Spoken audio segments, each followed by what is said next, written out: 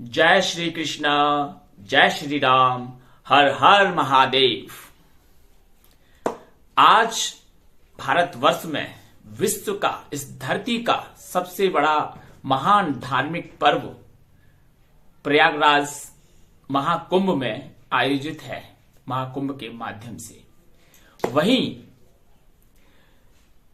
नास्तिकता के स्वर भी गुंजायमान हो रहे हैं उस कुंभ की धरती से, भारतवर्ष की धरती से।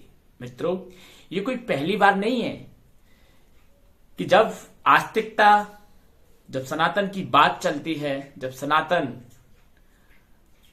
अपने दिव्य स्वरूप का अवलोकन हम सनातनियों को कराता है, उसी समय नास्तिकता इसके आड़े आती है।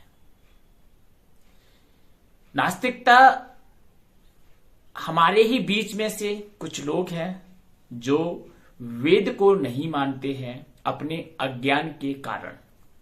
ये उनका अज्ञान ही है और कुछ नहीं। उत्तर प्रदेश के नगीना क्षेत्र के सांसद चंद्रशेखर रावण, ये भी एक महान नास्तिक व्यक्ति है, क्योंकि आज महाकुंभ में संपूर्ण विश्व से लोग आ रहे हैं उसकी दिव्यता को देखने के लिए कि कैसा है भारत का महाकुंभ, कैसी है वह गौरवशाली सनातन परंपरा। वहीं हमारे ही देश में, हमारे ही भारतवर्ष से नास्तिक श्रेणी के लोग उस कुंभ पर आक्षेप लगा रहे हैं। चंद्रशेखर रावण, जो कि वर्तमान में भारत सरकार में सांसद है, मेंबर ऑफ पार्लियामेंट है, इनके द्वारा एक स्टेटमेंट रिलीज किया गया कंट्रोवर्सी क्रिएट करने के लिए कि लोग कुंभ में अपने पाप धोने जा रहे हैं। जब हमने पाप किए ही नहीं तो हम कुंभ में क्यों जाएं? ये उनका अपना विचार, ये उनकी अपनी मानसिकता। जितना उनको ज्ञान है वे उतनी ही बात कर पाते हैं। कुंभ में लोग पाप धोने नहीं जाते या अपने पाप छोड़ने नहीं जाते। ये जो कुंभ का आयोजन है ना, ये महान दिव्य अलौकिक आयोजन है। कुंभ में लोग इस महान समय चक्र के महान क्षणों का, दिव्य क्षणों का अनुभव करने के लिए कुंभ में जाते हैं। यहां हजारों, लाखों नहीं, करोड़ों की संख्या में लोग पहुंच रहे हैं। भारत से ही नहीं, विश्व से लोग पहुंच रहे हैं। ऐसा है महाकुंभ। महाकुंभ में भारतवर्ष के कोने कोने से साधु, संत, महात्मा, विद्वान, एक से एक महान आत्माएं उस कुंभ की धरती पर एकत्रित होते हैं। फिर वहां धर्म सभाएं होती हैं, धर्म की चर्चाएं होती हैं, धर्म के गूढ़ विषयों पर चर्चाएं होती हैं, विज्ञान के अनुसंधान होते हैं। हमारे देश के परम तेजस्वी, यशस्वी विद्वान शंकराचार्य वहां धर्म सभाओं को संबोधित करते हैं, जन कल्याण की बातें करते हैं। लौकिक, अलौकिक, पारलौकिक, आध्यात्मिक सभी प्रकार की चर्चाएं इस महाकुंभ में होती हैं। इन चर्चाओं का, इन आध्यात्मिक आत्म तत्व का अनुभव करने के लिए प्रत्येक भारतवासी कुंभ में जाने के लिए लालायित रहता है। या पाप छोड़ने के उद्देश्य से हम कुंभ नहीं जाते हैं। हम कुंभ की दिव्यता और भव्यता को ग्रहण करने के लिए कुंभ में जाते हैं। और यह कोई साधारण कुंभ का मेला नहीं है, ये महाकुंभ है। 144 वर्ष बाद इस पृथ्वी पर आयोजित होने वाला इस धरती का सबसे बड़ा महान पर्व है। मित्रों, इस कुंभ में हजारों, लाखों, करोड़ों की संख्या में लोग हैं। वहां सब भी धर्म के वर्ग के लोग हैं।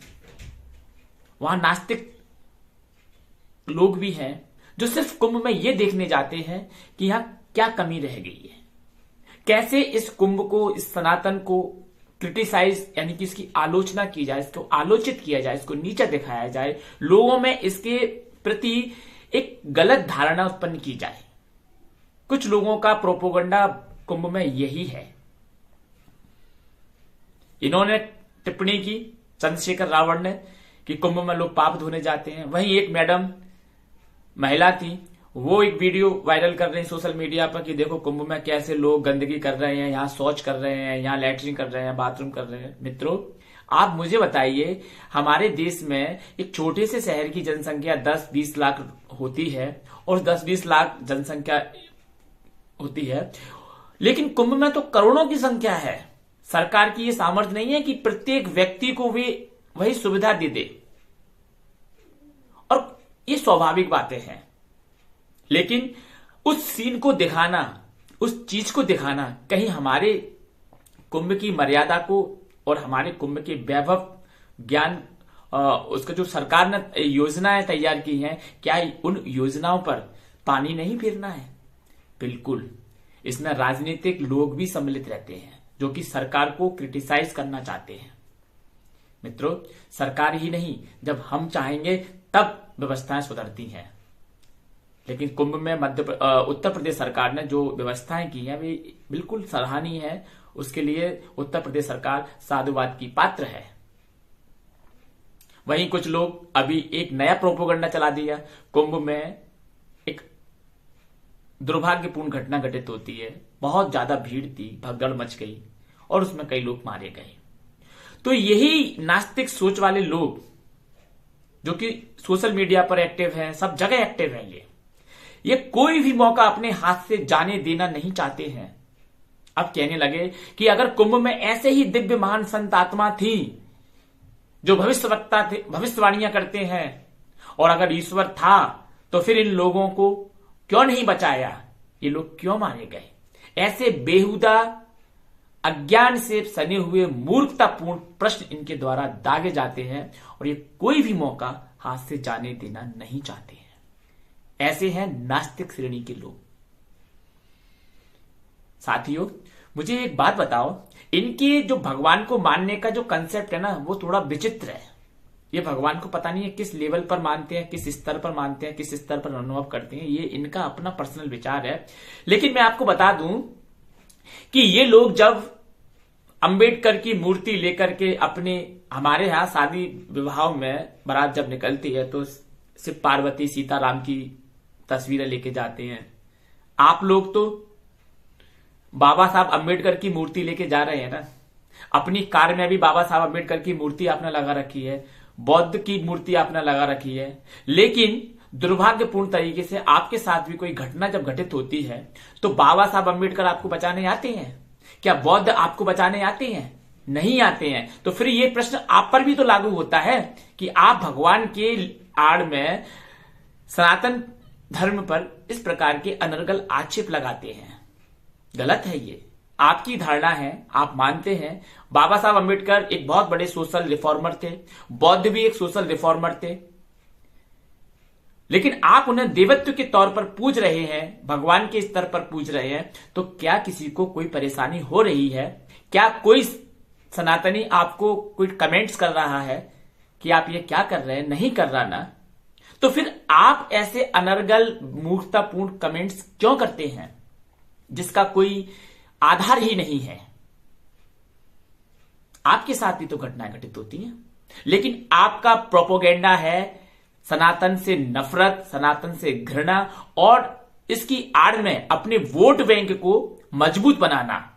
क्योंकि आप उन भोले भाले शेड्यूल कास्ट, शेड्यूल ट्राइब, अनुसूचित जाति जनजाति के लोगों को भड़काते हैं, उनके मन में एक द्वेष भावना क्रिएट करते हैं जिससे कि आपका वोट बैंक पक्का हो जाए और आपकी पार्लियामेंट में सीट मजबूत बनी रहे। और आपके सपने यहां सांसद तक रुकने वाले नहीं हैं। आप भी चाहते हैं कि हम अनुसूचित जाति जनजाति की जो सबसे बड़ी लीडर है मायावती, आप उसकी जगह लेना चाहते हैं। अभी बहन मायावती का भी एक स्टेटमेंट रिलीज हुआ था कुंभ में जाने वालों को लेकर के, तो उन्होंने बड़ी सुंदर बात कही कि ये श्रद्धा का विषय है, जो जा रहा है उसकी श्रद्धा है। तो उनके इस विचार का स्वागत सबने किया। वो भी तो अनुसूचित जाति जनजाति की नेता थी, लेकिन चंद्रशेखर रावण के जैसे अनर्गल टिप्पणियां उन्होंने नहीं की कि पाप धोने लोग कुंभ में जा रहे हैं। ये व्यक्ति ऐसे ही टिप्पणी करता है, ऐसे ही टारगेट करता है क्योंकि ये विशुद्ध रूप से एक राजनीतिज्ञ है, ये कोई सोशल रिफॉर्मर व्यक्ति है ही नहीं। इन्हें राजनीति करना है, इन्हें अपनी सीट मजबूती से पकड़ के रखना है और अपने भविष्य को उज्जवल बनाना है राजनीति के क्षेत्र में। ऐसा है चंद्रशेखर रावण का पॉइंट ऑफ व्यू, उनका ध्येय। उन्हें कुंभ से या सनातन से कोई मतलब नहीं है, कोई सरोकार नहीं है। मित्रों, सनातन पर आक्षेप कहीं बाहर से नहीं लगते, हमारे ही अपने लोग सनातन पर आक्षेप लगाते हैं अपने अज्ञान के कारण, अपने स्वार्थ के कारण, अपने निजी हितों के कारण। यह बड़ा दुर्भाग्यपूर्ण है। कुंभ में लाखों करोड़ों लोग एक जगह पर हैं, तो कुछ अव्यवस्थाएं होना स्वाभाविक है। उसके लिए ना सरकार को क्रिटिसाइज किया जाएगा, ना वहां की व्यवस्था को। ये तो स्वाभाविक है, ये होगा, इसमें कोई ऐसी कोई आश्चर्य की बात नहीं है। मैं ईश्वर से प्रार्थना करूंगा कि इन नास्तिक विचारधारा के लोगों को भगवान सद्बुद्धि दे, सदमार्ग पर चलने की प्रेरणा दे। कुंभ का मतलब तुम नहीं समझोगे, कुंभ का मतलब वही समझेगा जिसके हृदय में करुणा है, दया है। क्योंकि करुणा और दया ही विशुद्ध अंतःकरण के, करुणा और दया ही वह भूमि है जहां विशुद्ध अंतःकरण के बीज अंकुरित होते हैं। जिनके हृदय में दया नहीं, करुणा नहीं, वहां क्या अंतःकरण शुद्ध होगा, क्या पल्लवित होगा? कुछ नहीं। उनसे किसी प्रकार की कोई उम्मीद नहीं कि हमारा सोशल रिफॉर्म कर पाएंगे। ये सोशल रिफॉर्मर नहीं है, ये विशुद्ध रूप से सेल्फिश पॉलिटिशियन है। इन्हें पहचानो, इन्हें जानो, इनकी बातों को इग्नोर करो, अपने मन को, अपनी आत्मा को इनके विचारों से दूषित और मैल्या होने से आप रोको। यही मेरा संदेश है समस्त भारतवासियों को। कुंभ के लिए जाने वाले सभी लोगों को मेरा सादर कोटि कोटि प्रणाम, और कुंभ में जितने भी लोग उपस्थित हैं उनके लिए मेरा कोटि कोटि प्रणाम। जय श्री कृष्णा, जय श्री राम।